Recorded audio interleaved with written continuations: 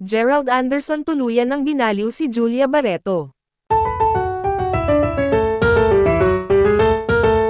Isang nakakaalarmang balita ang umuugong ngayon sa mundo ng showbiz matapos lumabas ang mga ulat na si Julia Barreto ay tuluyan ng nasaran ng ulo matapos ang matinding panloloko umano sa kanya ni Gerald Anderson, isang pangyayaring hindi lamang nagulat ang publiko kundi nagdulot din ng labis na pag-aalala para sa kalusugang pangkaisipan ng aktres na minsang hinangaan dahil sa kanyang lakas, ganda, at husay sa pag-arte. Ngunit ngayoy tila biktima ng matinding emosyonal na pagbagsak dulot ng pagkakanulo ng taong kanyang minahal at pinagkatiwalaan ng buong puso, sapagkat ayon sa mga malalapit na kaibigan at ilang insiders, hindi kinaya ni Julia ang bigat ng sakit matapos niyang matuklasan ang katotohanang si Gerald ay hindi naging tapat sa kanilang relasyon, at mula noon ay kapansin-pansin na ang kanyang pagkalayo sa dating makulay at masigla niyang pagkatao, dahil madalas na raw itong makitang umiiyak, sumisigaw sa gitna ng gabi, at minsan pang ay tila wala sa tamang huwisyo kapag naaalala ang mga alaala nila ni Gerald,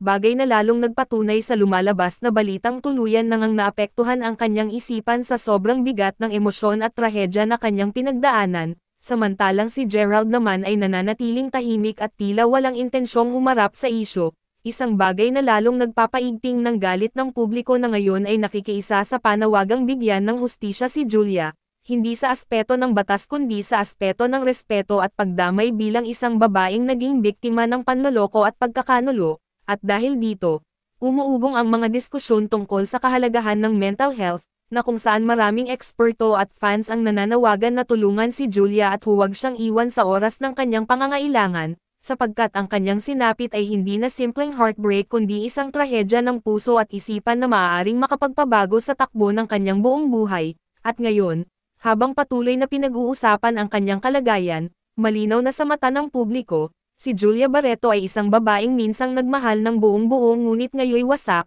sugatan, at tila nawalan ng kontrol sa sarili, isang larawang nakakaawa at nagbibigay babala kung gaano kalalim at kalala ang epekto ng pagtataksil, at kung paanong ang isang maling desisyon ng taong minamahal mo ay kayang magwasak hindi lamang ng tiwala kundi pati ng katinoan ng isang tao. Kaya't sa huli, nananatili ang tanong kung may kakayahan pa ba siyang bumangon mula sa pagkawasak na ito, o mananatili na lamang siyang isang malungkot na halimbawa ng kung paano ang labis na pagmamahal ay maaaring humantong sa kapahamakan kapag ito'y sinuklian ng kasinungalingan at panloloko.